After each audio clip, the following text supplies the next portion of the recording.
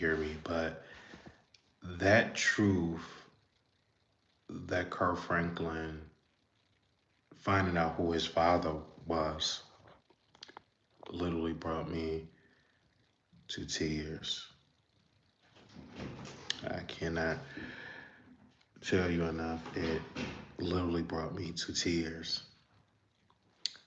You know, Kirk Franklin is a gospel artist that have been doing gospel music for over 3 decades. And everybody kept sending me the video. Of course, the video went viral when he was meeting Carrie Franklin, his son. So my subscribers kept sending me the video over and over. They kept sending me the video to see the video. And I said, okay, let me see the video for myself. So I am watching this video, and automatically I'm in tears because, at one point, Kirk Franklin talked about being adopted by an older woman, didn't know who his mother or father was, met his mom once or twice, and then finally he meets, his mom a couple of times, maybe twice a year in childhood. So he become an adult.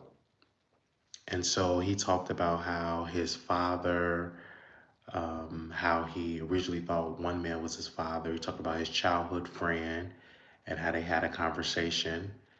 And this man at a funeral said, I had relations with Kirk Franklin's mother, back in the day.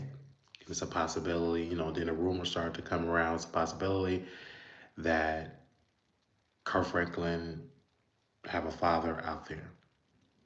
Now, mind you, he thought that a father that he known and that he hold a grudge against, he died by holding this grudge that this man abandoned him.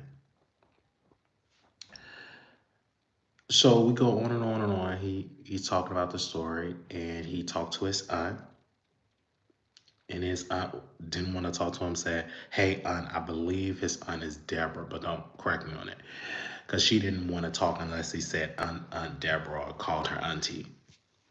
So Kirk Franklin in the car, and one of the moments in the documentary, he has some paperwork, and the paperwork, I'm assuming, is an NDA, so they don't talk about it. He said, "Listen, I'm not gonna talk. I'm not gonna come out the car until I see my mother." Of course, he don't call his mother mother. He call her by her name, and he's told his aunt, like, you got to sign this paper because, he is a multimillionaire.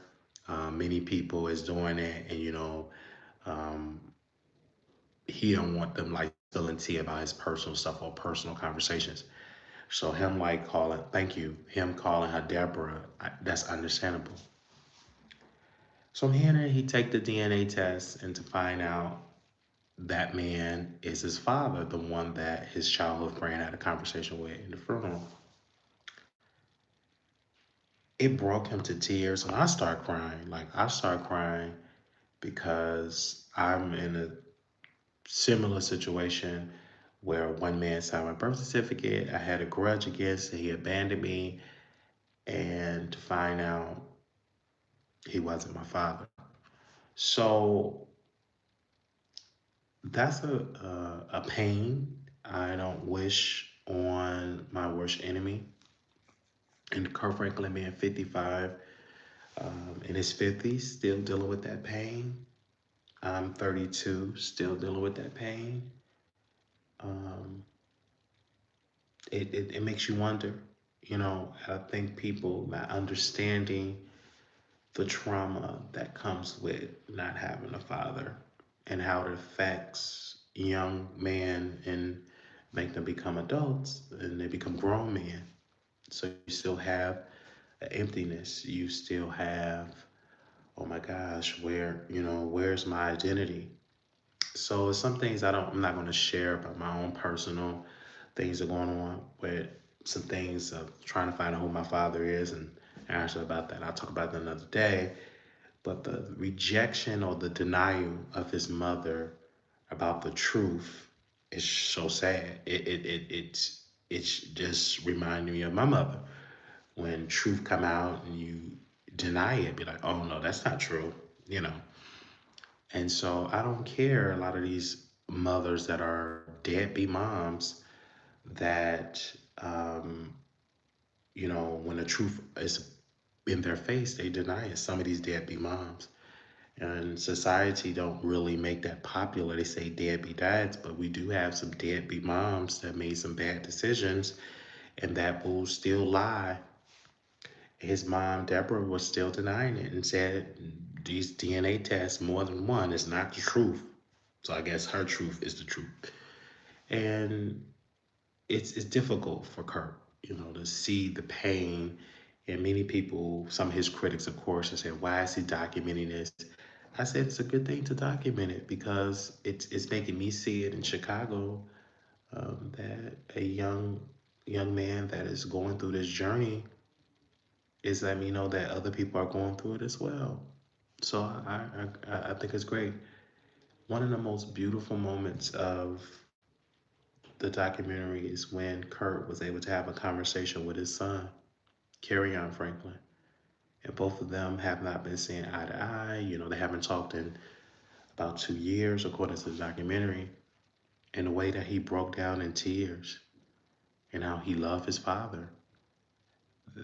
You understand what the trauma that he's going through about the rejection of his father working and touring, not really being there for him, his father having other children and not with your mother anymore. He having a brand new family and so many unspoken traumas that Carrie Ann have to deal with. And we know some of it and some we may never know. But it's truly a blessing that you can still embrace your father and still have a conversation with your father. To me, many men don't have that. Like I have a father that is living, and there is no conversation.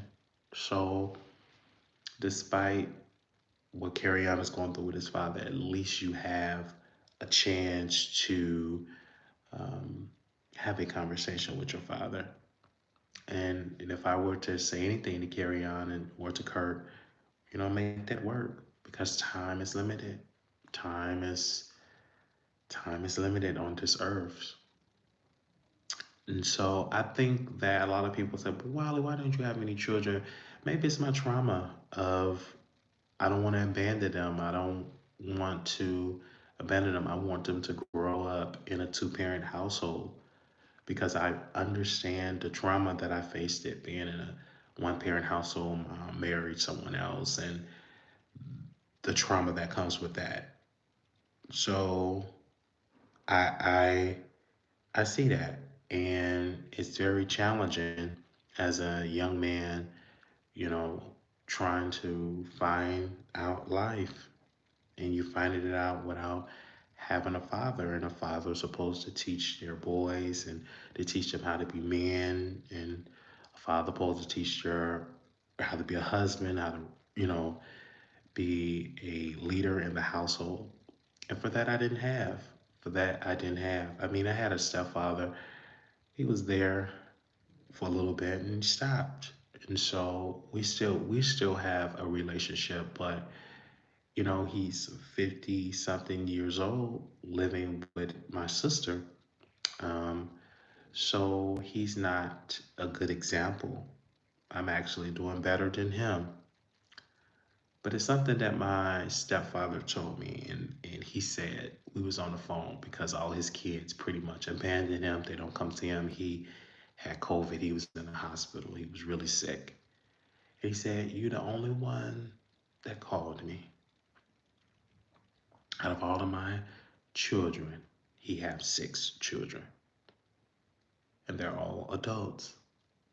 And then he got out of the hospital. He talked. He said, you're the only one out of the children, out of my kids that went to school, graduated, and got a high school diploma. I didn't notice that till he said it. And then he also said, if you were my son, you wouldn't be shit. And him saying that I cried because I cried for him that he feels so low about himself, so low and a failure as a father, that he feels that his DNA is the reason why his children ain't shit.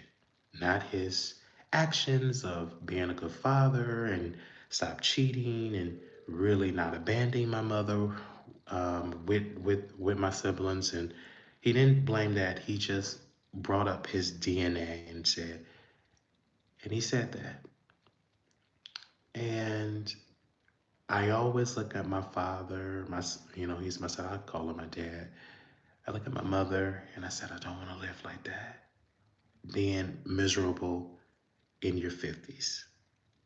That's halfway to 100. You halfway in life and you are miserable. I just don't want that for my life. So seeing this documentary of Kirk Franklin really opened up some wounds that have not healed. Some wounds that I don't think will ever heal. But it was a good documentary. It really was. And it's it's it's something. And also you look at um Kirk Franklin and you look at did he have a therapist? You know, and you see it. It's so much that he is 50 something years old and still dealing with that trauma. And I think we as African American, the community as a whole should talk more about that and about the effects of not having a father and how that affects the household and affects future generations because you do pass that trauma down to the next generation. So that's what my prayer is, that I learned from this. But it was so good. I do want to thank my subscribers for sending me this documentary, and I definitely will be listening to Kirk Franklin album Father's Day because it would make sense hearing those lyrics. And so I got extremely emotional, in this place of handling business, getting things ready for the show. And of course, you can tell I'm not at home, but I I saw it. And so, yes. But yeah, and you know, and I want to say, and this is my last point because I want to get my thoughts out. Kirk Franklin, as many of you all know, is an amazing gospel artist. And now I'm falling more in love with his artistry because he had the courage to open up his life to us. Thank you for that. Now, I want to say thank y'all so very much for watching. This is like an improv live. I am actually doing some research on some things.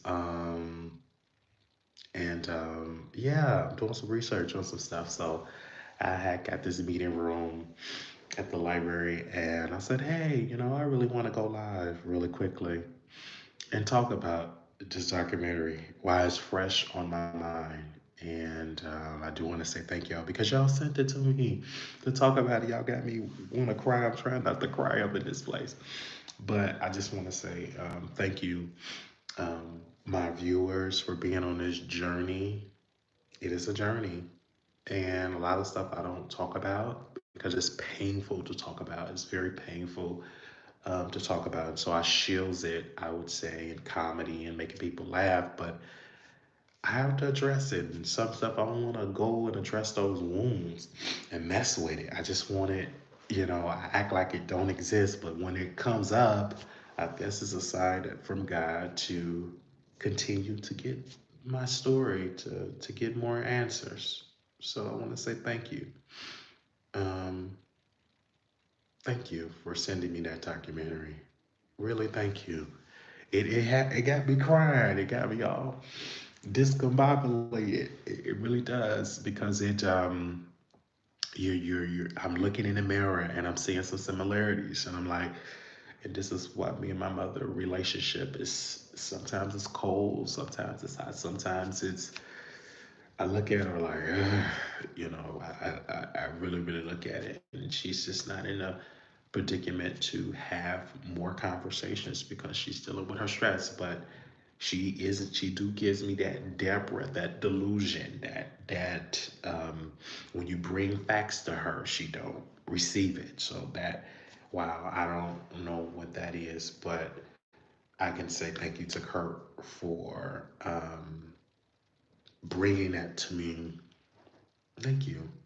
You know, I want to say thank you to my community, to my people. Thank you all for coming up and showing me some amazing love. Thank you. I just want to say thank you. I want to say thank you. All right, I gotta go because I'm about to start getting into my feelings. I gotta go because y'all about to make me. Oh my gosh, I did not want to. Y'all getting me in my feelings. It's something. It's something. I just need prayer. Yeah, let me go. I'll talk to y'all later because I'm about to start crying. Bye.